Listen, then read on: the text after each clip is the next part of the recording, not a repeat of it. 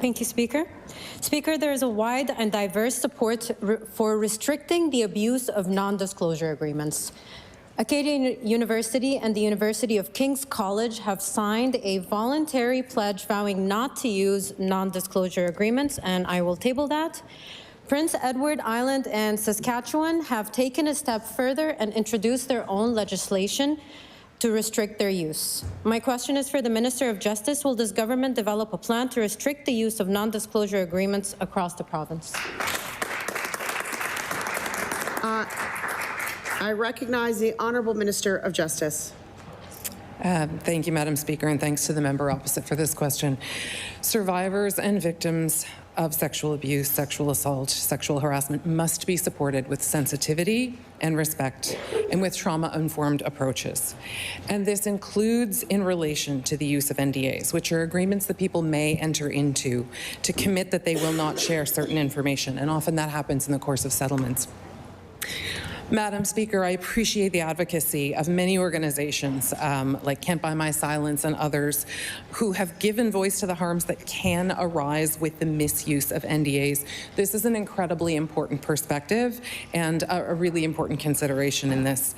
Madam Speaker, I'll continue my remarks. I recognize the Honourable Member for Fairview, Clayton Park. According to Halifax lawyer Ron Pink, these things are signed for one purpose: to protect the male harasser. And the male harasser then goes on to do it again. And he can continue to do it because he can buy his way out. That's what's going on. And I will table that. Yet the previous Minister of Justice claimed that there are pros and cons to this issue.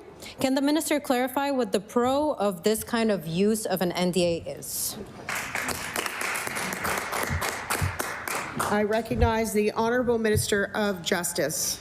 Thank you, Madam Speaker. Madam Speaker, this is a complex issue, and our hearts and minds must be open not only to those folks who do feel and know that they've been harmed and would have been better off without NDAs, but they must also be open to those who feel that they have been protected by NDAs.